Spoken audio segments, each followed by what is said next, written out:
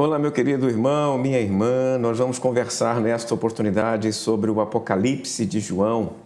O nosso tema é o Apocalipse ao seu alcance. Este importante, significativo livro da Bíblia, que em função de questões ligadas à sua linguagem e aos seus símbolos, acaba provocando uma fuga de leitores. Tem leitor que realmente não lê o livro. Já ouvi pessoas dizendo que leem a Bíblia até Apocalipse 3, não passam do 3, porque dali para frente elas não conseguem entender. Mas eu suspeito que se uma pessoa não lê Apocalipse 4 em diante porque não consegue entender, possivelmente ela também não leu Daniel 7 a 12, que tem o mesmo grau de dificuldade, é do mesmo estilo do Apocalipse 4 em diante, ou então os capítulos iniciais de Ezequiel. Esta pessoa, imagino eu, é como aquela criança que se recusa a comer certo tipo de comida porque não tem um paladar que ela mais gosta ou não é tão fácil assim de digerir. Por exemplo, criança que só quer comer doce, não quer comer comida salgada ou não quer beber água, só quer beber refrigerante. É como uma criança. Então eu entendo que quando a palavra do Senhor foi escrita para nós, ela foi escrita para ser usada inteiramente, de ponta a ponta. Ela é toda a Escritura Sagrada e alimento para a nossa edificação. Nós não podemos ficar escolhendo um pedaço da Bíblia para usar. Temos que usar a Bíblia inteira, nós temos que nos alimentar dela toda, porque se nós nos alimentarmos de apenas uma de suas partes, nós estamos fazendo uma alimentação espiritual seletiva. Isso é ruim para a nossa saúde espiritual. Então vamos voltar aqui ao Apocalipse e eu quero conversar com você sobre isto.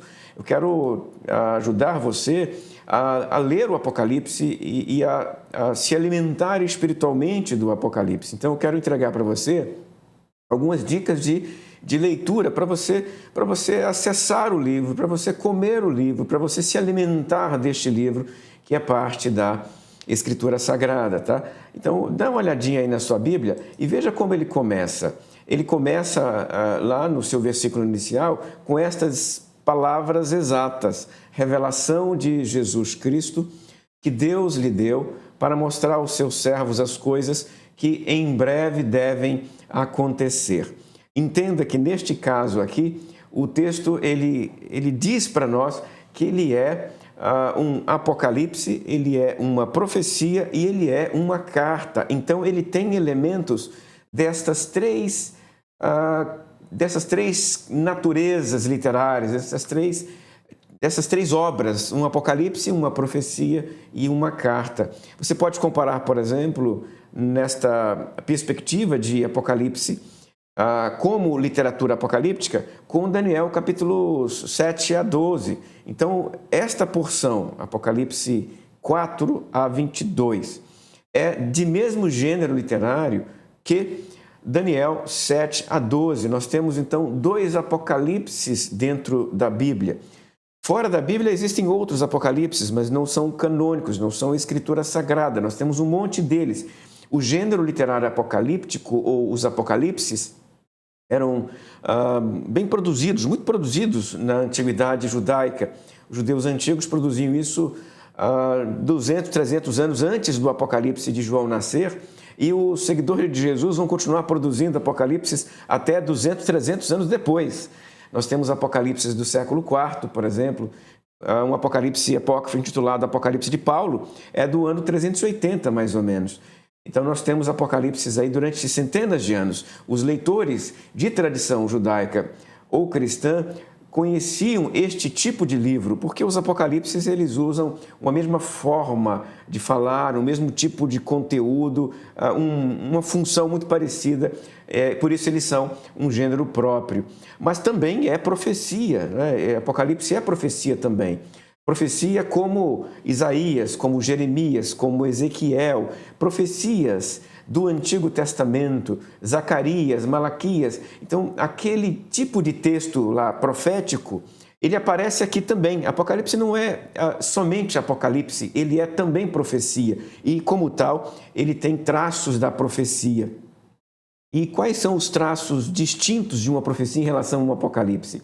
Enquanto que o Apocalipse está muito focado na intervenção de Deus, geralmente para trazer o seu reino, trazer a sua justiça, a profecia ela está preocupada com o presente do leitor, tentando alterar o presente do leitor por meio da sua palavra profética. Quando o profeta falava, ele queria que o leitor, por meio da sua profecia, mudasse a sua vida. Então, o texto do Apocalipse de João tem esse elemento também, um elemento de profecia. E como profecia, ele não está preocupado apenas com o futuro. Tem elementos no livro dele de grande preocupação com o presente dos seus leitores, com o passado, inclusive, porque ele olha para trás também para falar sobre o futuro.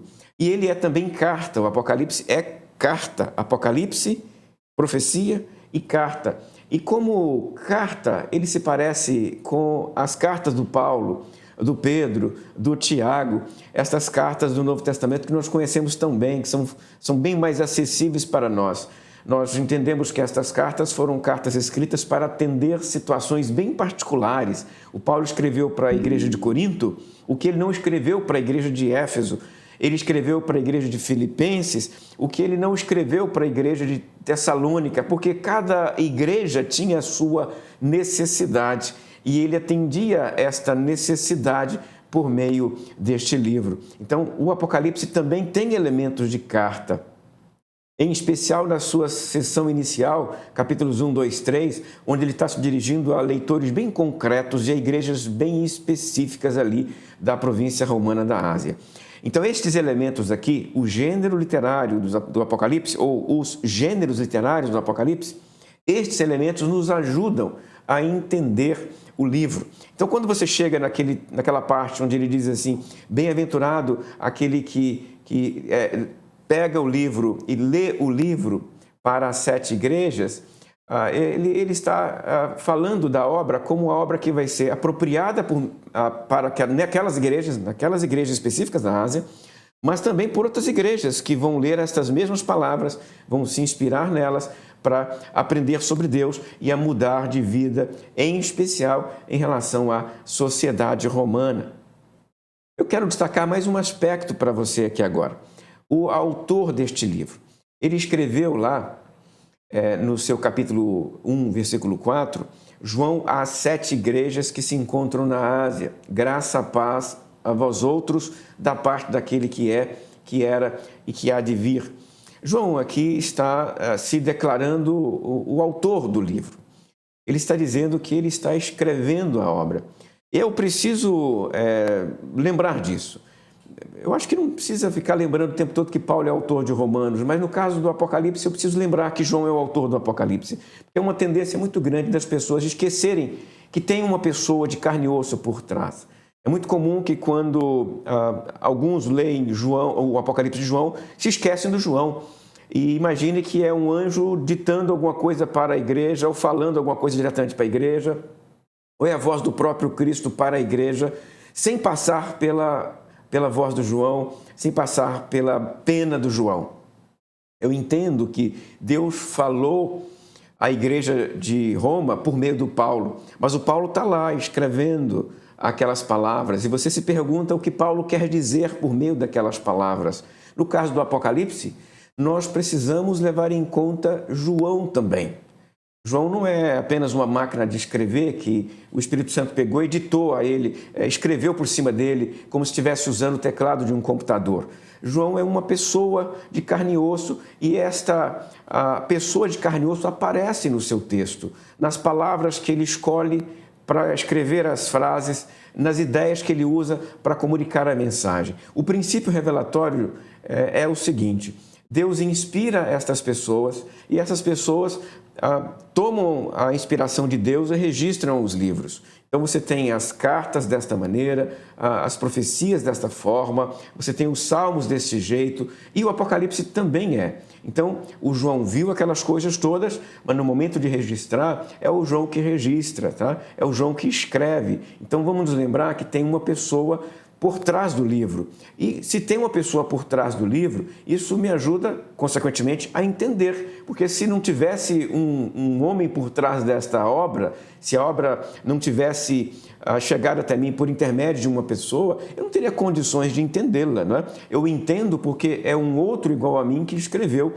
Então eu posso usar as mesmas lógicas de comunicação que existem entre eu e outra pessoa para ler este livro. Eu leio o livro como palavras de Deus por meio do João para nós. Então, João é o autor deste livro. João, o profeta. João, aquele seguidor e discípulo de Jesus. João, que estava no momento em que ele escreve este texto, exilado na ilha de Patmos. Quando? No final do primeiro século. O Apocalipse é o último livro do Novo Testamento. Ele é a última obra produzida que faz parte do Novo Testamento.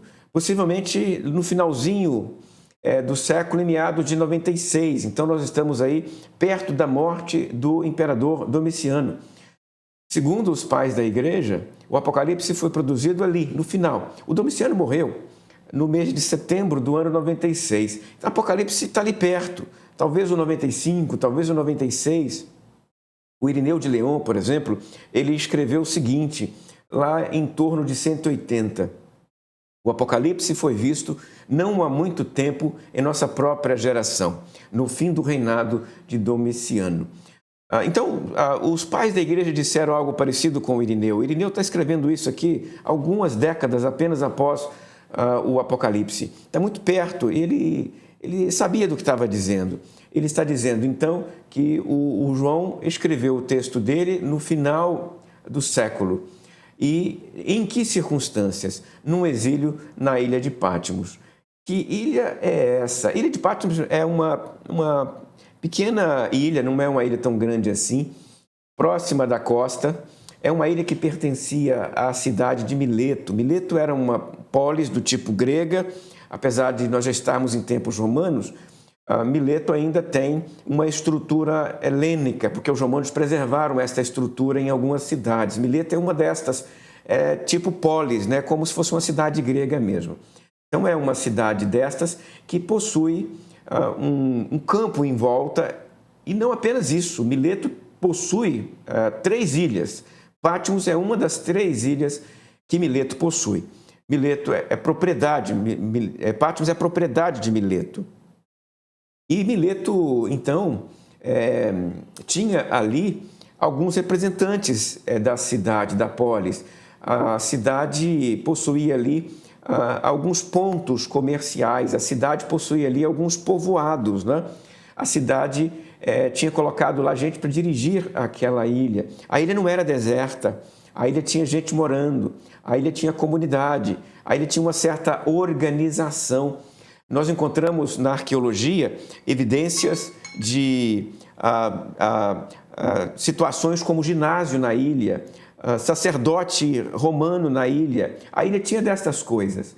Consequentemente, João não estava isolado, sozinho na ilha. Uma outra coisa que é preciso dizer aqui sobre a ilha de Patmos é que ela, na forma de exílio para João, não era necessariamente uma prisão, era exílio. Tá? Exílio e prisão são coisas diferentes. Prisão é aquilo que Paulo enfrentou em Filipos, em Roma, em Cesareia. Ele está acorrentado, Paulo, possivelmente, em uma dessas prisões. Exílio não. Exílio você é obrigado a ir para um certo lugar e não pode sair dali. Se sair dali, você morre. Então, João está exilado na ilha de Patmos. E exilado na ilha de Patmos, ele quer voltar para as suas igrejas, para continuar pastoreando e visitando as suas igrejas. Então, é esta a situação da vida de João no momento em que ele escreve esta carta, ou estas cartas, este livro para as igrejas da Ásia. São 7 igrejas: Éfeso, Esmirna, Pérgamo, Tiatira, Sardes, Filadélfia e Laodiceia. Estas 7 igrejas estão todas na província romana da Ásia. Nós costumamos chamar esse espaço de Ásia Menor, mas naquela época o conceito de Ásia Menor não existia. Nós temos naquela região ali, um conjunto de províncias. A Ásia é uma província. A Cilícia, de onde veio Paulo de Tarso, por exemplo, é uma outra província. Nós temos a Bitínia, uma outra província. A Galácia, bem no meio ali daquela região, é também uma província. Então, nós temos ali províncias. E a Ásia é a mais fértil, a mais forte destas províncias. É a mais antiga província oriental dos romanos. Quando os romanos se expandem na direção do Oriente, a primeira província que eles constituem é a província da Ásia, que é o antigo reino de Pérgamo. Pérgamo era um reino, este reino se transformou na província da Ásia. As cidades todas aqui do Apocalipse estão dentro desta província. As 7 igrejas estão em cidades relativamente grandes, não são cidades pequenininhas, tá? Você deve olhar para estas 7 e se perguntar qual o tamanho de uma cidade como essa. Apesar das dúvidas com relação a números de habitantes, os estudiosos entendem que uma Éfeso, por exemplo, devia ter uns 400 mil habitantes, entre 300 e 400 mil habitantes. As demais cidades em torno de 250 a 300 mil habitantes, com exceção de 2, as menores, tá? Filadélfia, por exemplo, é uma cidade pequenininha. Filadélfia tem apenas 60 mil habitantes, segundo os estudiosos. Então, são cidades pequenas dentre estas 7 cidades. Aqui, Sardes e Filadélfia parecem ser as menores, tá? Sardes e Filadélfia são as menores, Éfeso é a maior. Pois são cidades grandes quando você compara com as cidades de hoje. Nós temos várias cidades em nosso estado do Rio de Janeiro, por exemplo, que não chegam a ter 300 mil habitantes ou 400 mil habitantes, né? Mas nós temos aqui Éfeso que tem isto. Então, são cidades grandes. E estas igrejas? Bom, se as cidades são grandes, é possível que essas igrejas também sejam igrejas bem desenvolvidas. E qual é a situação destas cidades? A situação é a seguinte: em especial, 2 cidades experimentam problemas com as sinagogas locais. Você encontra isso em Apocalipse 2:9 e em Apocalipse 3:9. Nestas 2, nós encontramos o texto dizendo que os judeus trazem desconforto, perseguição mesmo às igrejas. Por isso, o texto chega a ser duro com eles. O texto diz que eles não são judeus. A expressão é aqueles que se dizem judeus, mas não são. São sinagoga de Satanás. Esta expressão implica, revela para nós ali, que estas 2 igrejas estão tendo muitos problemas com as sinagogas daquela cidade. As outras, não, porque não há menção a conflitos com os judeus nas outras igrejas. Mas que tipo de conflito tem nas outras igrejas? Conflitos de liderança, conflitos internos. Nós encontramos, por exemplo, na igreja de Tiatira, o problema da Jezabel, que era a líder da igreja, os balamitas, os nicolaítas. Quem são esses? São líderes daquela igreja que estavam afastando aquela igreja dos caminhos de João, dos caminhos de Jesus. Nós temos algo parecido acontecendo com outras igrejas para onde o Apocalipse se dirigiu. Então, se Esmirna e Filadélfia têm problemas com sinagogas, as demais igrejas têm problemas internos, conflitos internos. E estes conflitos internos opõem João a esta liderança. As igrejas possuem líderes que divergem de João e que estão afastando a igreja dos caminhos de João, dos caminhos de Jesus. Entenda aqui que, enquanto João está dizendo para eles que a relação com o Estado romano, com a sociedade romana, é uma relação ruim, porque o Estado ele é diabólico, o Estado é um instrumento do diabo, ele vai dizer isso no livro dele. Estes líderes estão dizendo que não há nenhum problema em fazer esta aproximação, em viver bem com a sociedade, em se aproximar da sociedade, em manter relacionamentos abertos com a sociedade. É esta a divergência, tá? Este é o principal problema entre estas igrejas e João. Eu divido o Apocalipse em 3 partes. E se você lembrar disso, vai facilitar bastante na hora de você ler o livro. Quais são estas partes? Apocalipse 1, 2 e 3. Esses capítulos, né? Apocalipse 1, 2, 3, tratam das 7 cartas. Então, nesse caso, aquilo que eu falei agora há pouco sobre o contexto histórico específico das igrejas da Ásia, nós tiramos praticamente tudo daqui, destas cartas que ele escreveu para as 7 igrejas.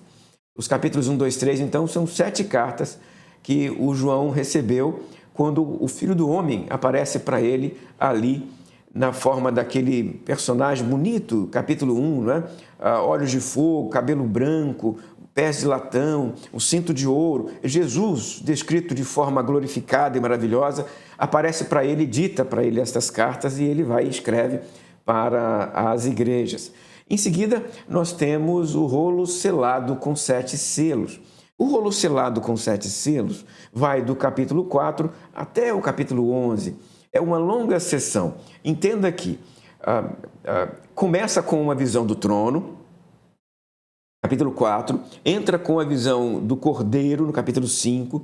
Depois o Cordeiro recebe um rolo selado com 7 selos.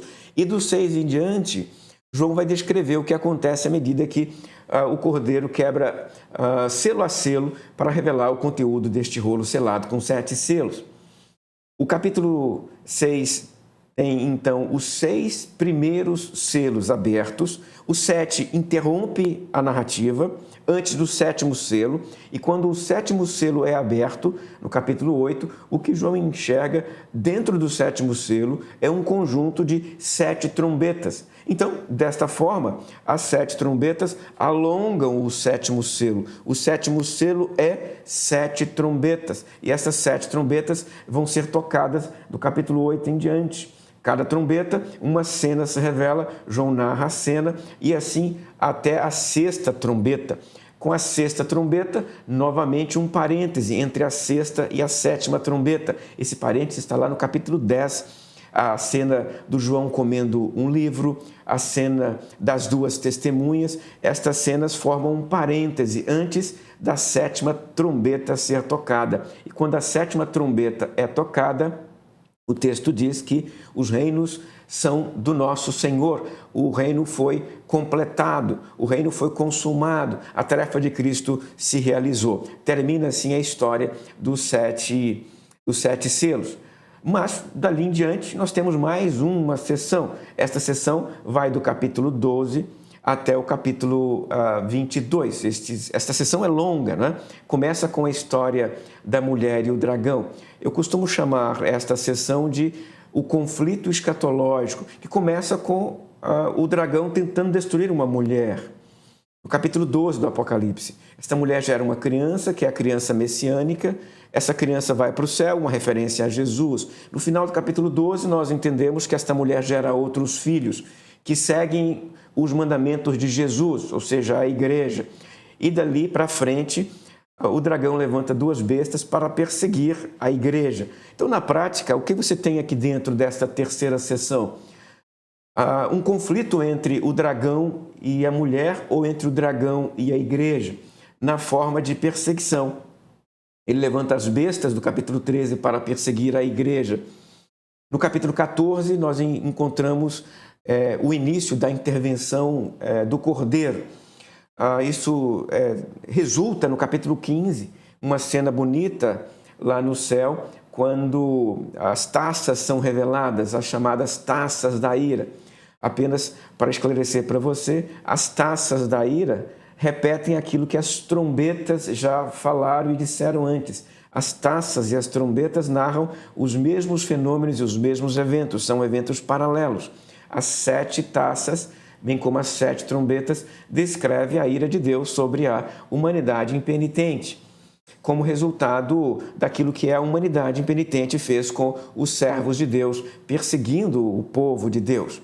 Daqui para frente, nós vamos encontrar as taças, taça 1, 2, 3, 4, 5, 6, 7, até a última taça sobre a Babilônia. Quando finalmente a Babilônia é destruída, nós vemos a cena do cavaleiro descendo sobre as nuvens, que é Jesus. Jesus descendo sobre as nuvens para destruir as bestas, derrotar as bestas. E aí vem o capítulo 20, que é o texto do milênio, após o texto do juízo final. Depois do juízo final vem a Nova Jerusalém, que é capítulos 21 e 22. O livro termina assim, com esta belíssima descrição, a Jerusalém celestial. Lembrando para aqueles leitores que se no meio do percurso tem sangue, tem dor e tem sacrifício, no final o que nos espera é um lugar lindo e maravilhoso, onde não há choro, nem ranger de dentes, não há tristeza, não há lágrimas, não há problemática nenhuma, porque Deus habitará com o seu povo daí para a eternidade, na transcendência maravilhosa, que é chamada aqui de Nova Jerusalém. O texto termina mostrando para nós que no final o povo de Deus vai morar com Deus pela eternidade, e daí para frente há apenas uma tarefa, há apenas uma atividade, que é conhecer a Deus, conhecer os outros irmãos e louvar ao nosso Senhor pela eternidade. Termina assim o livro do Apocalipse. Eu quero insistir com você para lê-lo. Deixar de ler o Apocalipse é deixar de se alimentar de uma porção substancial daquilo que a Escritura tem para cada um de nós. Fecho assim as minhas palavras, desejando a você um belo congresso. Até uma próxima, se Deus quiser.